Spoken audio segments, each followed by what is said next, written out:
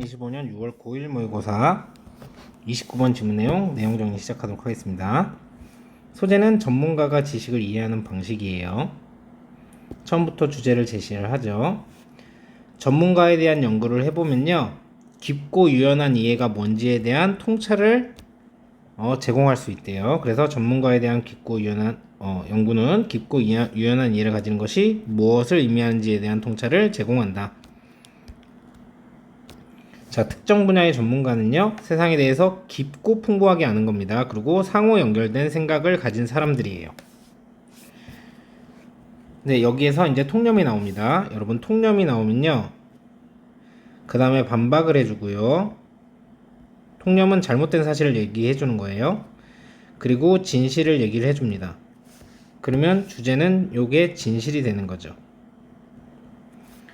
그럼 전문가에 대해서 잘못된 통념은 뭐였냐면, 자, 전문가는 생각을 잘하거나 유난히 똑똑하거나 다방면의 지식을 가진 사람이다 라고 얘기하는데 요게 아니라는 거죠.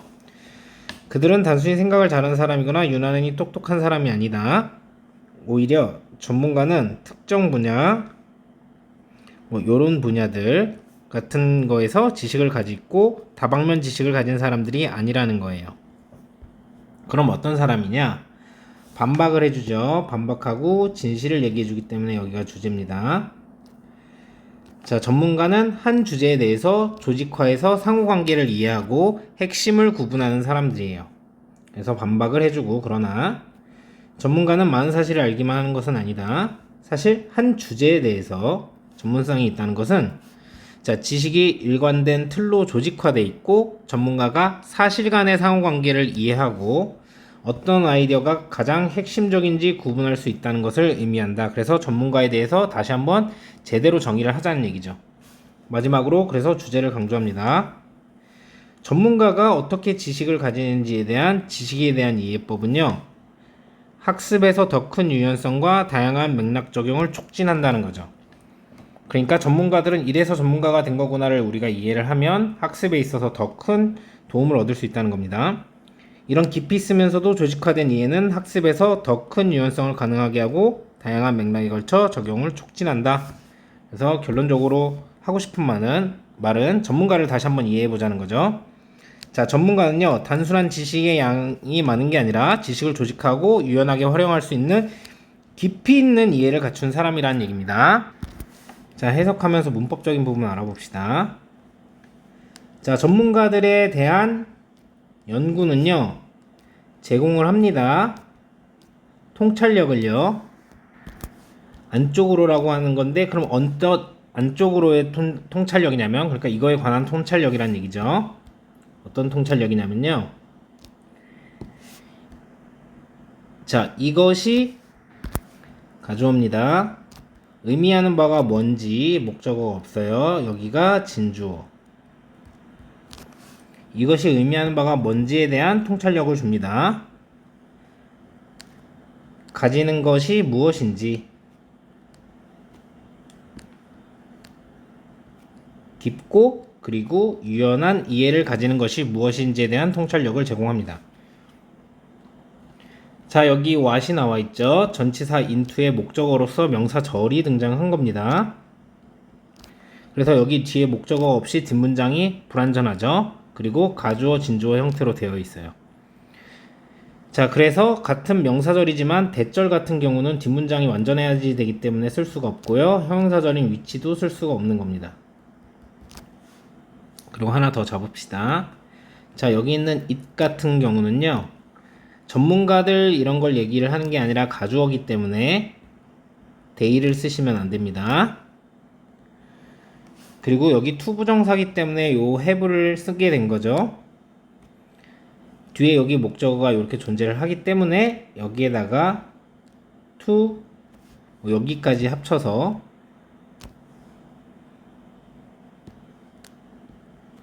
to having 이렇게 쓰시면 전면구가 되기 때문에 명사적 용법으로 쓸 수가 없어요. 그리고 여기 deep과 flexible 형용사 두 개가 이렇게 understanding을 수식하고 있고 형용사 자리이기 때문에 부사 형태로 쓰시면 안 된다는 거. 자, 2번 문장입니다. 특정 분야에 있어서 전문가는요, 사람들인데 어떤 사람들이냐면요, 가지고 있는 사람들이에요. 자, 깊고요, 풍부하게 상호 연결된 생각들을요, 세상에 대해서 이렇게 보시면 됩니다. 자, 여기 있는 R 같은 경우는 여기 있는 experts와 수일치를 시키고 있죠. 이렇게 앞에 도메인이 나와 있지만 걔랑 수일치를 시키는 게 아니라, 그래서 단수로 is로 쓰시면 안 되고요. 자, 여기 있는 have 같은 경우는 뭐랑 수일치를 시키고 있냐면 앞에 있는 선행사인 이렇게 people과 수일치를 시키고 있습니다. 자, 그래서 얘는 단수 has가 안 되는 거죠. 그리고 여기 richly는 interconnected라는 이 형용사를 수식하는 부사 자리입니다. 그래서 rich 쓰시면 안 돼요. 그리고 이제 전문가를 이제 정의하는 그런 문장이기 때문에 서술형으로 나올 수 있다라는 거를 생각하고 공부하시면 됩니다. 자, 3번 문장입니다. 그들은요, 아닙니다. 단순한 좋은 생각자들, 그러니까 단순히 생각을 잘하는 사람들이거나 혹은 사람들이 아니고요. 어떤 사람들이냐면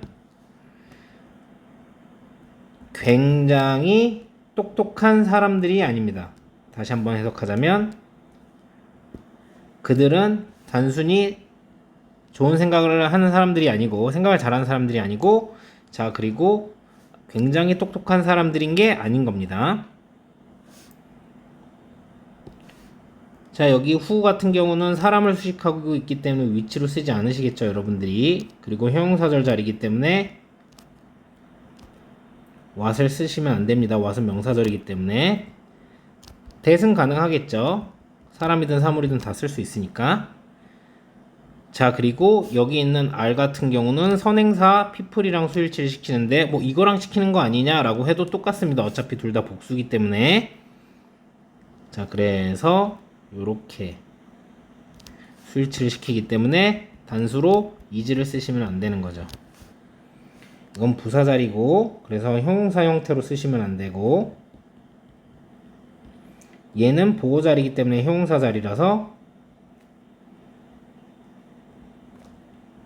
이렇게 부사로 쓰시면 안 되겠죠. 자, 4번 문장입니다.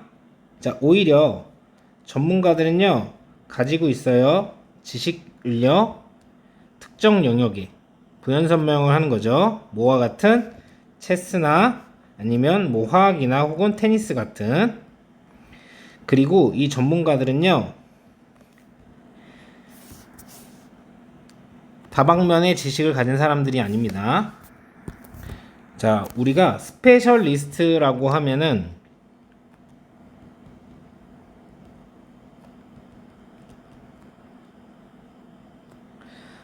한 분야의 전문 지식을 가지고 있는 사람을 얘기를 하는 거고, 제너럴리스트라고 하면은 어떤 많은 다방면의 분야에 일반적으로 적용되는 그런 되게 깊은 그런 지식은 아니고요. 그런 것들을 가진 사람들을 얘기를 합니다. 그래서 이렇게 쓴 거고요. 스페셜리스트랑은 반의어 관계라는 거 여러분들이 생각을 하시면 되는 거고. 자, 그래서 여기는 사실상 expert가 생략이 되어 있는 상황이기 때문에 R로 쓴 겁니다. 수일치를 요 expert랑 해야 되는 게 맞는 거예요. 그래서 is라고 쓰시면 안 됩니다. 5번 문장. 그러나 전문가는요, 자, 그냥 아는 것이 아닙니다. 많은 사실을요, 어떤 사실들의 다발들이라고 하는 거니까 많은 사실들을 그냥 아는 게 아닙니다. 사실요, 여기까지 주어 가지는 것은요, 전문성을 가지는 것은요, 어떤 주제 안에서 이것은 의미합니다. 자, 뭘 의미하면은 대절을 의미합니다. 지식이 조직화되어 있고, 자, 일관된 틀 안에 조직화되어 있고, 자, 그리고 전문가가 이해한다는 거죠. 자, 뭘 이해하는 거냐면, 자, 서로의 관계, 그러니까 상호 간의 관계를 이해한다는 거죠. 자, 사실들 사이에, 자, 그리고 이 전문가들은요, 구별을 할 수 있어요.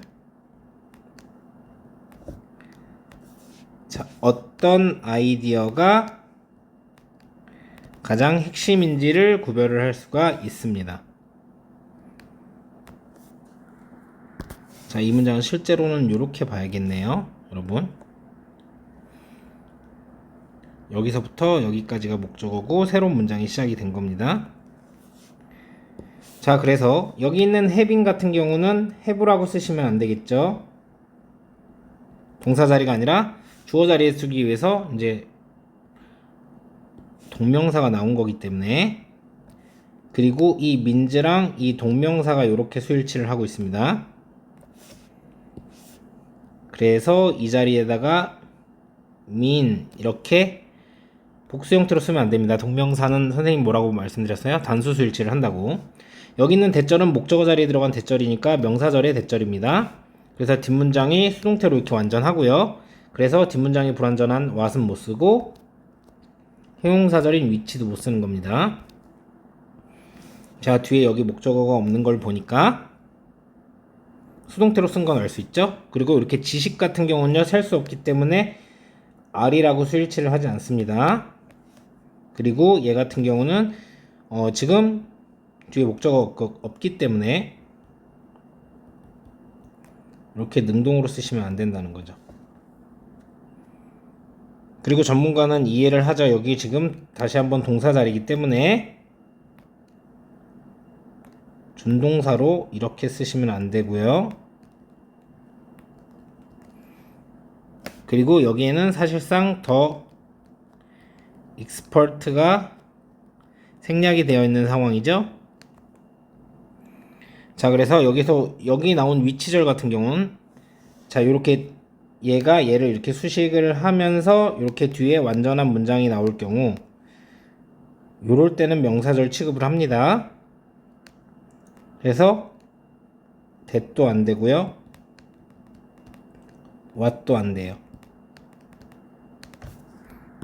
죄송합니다, 여러분. what은 될 수 있어요. 그건 학교 선생님이 이제 어떻게 말씀을 하셨느냐에 따라 다른데, 그러니까 세모 정도로 할게요. what을 쓰면 안 된다라고 하셨으면 안 되고, 문법적으로 원칙적으로 됩니다. 자, 마지막 문장입니다. 요거는 또 좀 복잡하니까 서술형으로 출제될 수 있다는 거. 마지막 문장.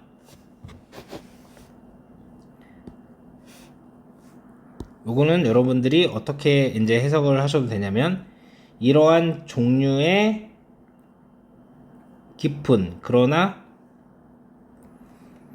잘 조직된 이해. 다시 한번, 이런 종류의 깊고 그러나 깊기만 한 게 아니라, 깊으려면 좀 힘든데 조직되기가, 조직화된 이런 이해는요, 자, 허용합니다. 더 큰 유연성을요, 학습에 있어서. 자, 그리고 가능하게 해주죠. 이용 가능하게 해줍니다. 적용을요, 다양한 문맥에서. 그래서 적용을 촉진한다 라고 여기에서 해석을 한 겁니다. facilitate를요.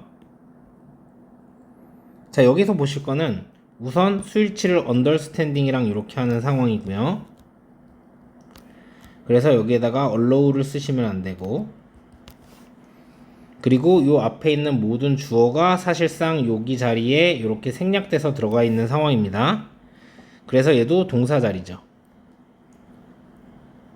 그래서 얘도 복수형으로 쓰시면 안 되고요. 준동사 형태인 요렇게 ing 형태도 쓰시면 안 된다는 거죠. 자, 29번 어법으로 나왔었던 질문이고요. 내용적으로 나오면 어떤 부분이 나올 수 있는지 좀 알아봅시다. 우리가 전문가를 연구를 하면 유연한 이해를 가지는 게 무엇을 의미하는지에 대한 통찰력을 제공할 수 있대요. 자, 그래서 여기에 특정 영역의 전문가는 그게 아니라 뭔가 광범위한 이런 걸 쓰면 안 되고요. 왜냐면 우리가 지금 전문가를 다방면에 광범위한 지식을 가진 사람으로 정의하고 있는 상황이 아니기 때문에. 그리고 이 사람들은 뭐냐면 깊고 풍부하게 상호 연결된 생각을 가진 사람들이다. 이 자리에 빈칸이 뚫릴 수가 있겠죠. 그리고 그들은 단순히 생각을 잘하는 사람이거나 유난히 똑똑한 사람이 아니고, 자, 오히려 라는 말이 나왔기 때문에 그냥 유난히 똑똑한 사람, 뭐 그냥 단순히 생각 잘하는 사람이 아니라 다방면의 지식을 가진 사람이 아니고 어떤 특정 영역에 전문화된 사람들이라는 얘기가 나오니까 이 얘기가 나와야 나올 수 있죠. 얘는 삽입으로 나올 수 있겠습니다. 삽입 문제로. 그리고 순서 문제의 단서로 여러분들 쓸 수 있겠죠. 자, 전문가들인데 뭐 비전문가 요런 표현이 있어요. lay person 또는 layman이라고 하죠. 그냥 일반인. 요런 거 쓰시면 안 되고, 아까 이제 문법 잡을 때도 얘기했지만 요거의 반의어 표현은 뭐라고요? 스페셜리스트라고요. 요렇게 나오면 안 되겠죠? 그리고 특정 분야, 이런 분야에 이제 지식을 가지고 있고, 이제 두 번째, 여기까지가 첫 번째 특정 분야에 대한 지식을 가진 사람이고, 두 번째, 그러나 많은 사실만 알고 있는 건 아니다. 그래서 요 말이 나온 다음에 나올 수 있어서 얘도 이제 삽입으로 나올 수 있고 순서 문제 나올 수 있습니다. 그리고 여기 이 부분, 전문가가 많은 사실을 알기만 하는 것은 아니다. 이게 뭘 의미하는지 함축적 의미 추론으로 나올 수 있어요. 그럼 여러분 뭐라고 대답을 하셔야 돼요? 자, 깊이가 있고 조직화돼 있고 상호관계를 잘 이해하고 있는 사람이라고 대답을 하셔야 되겠죠?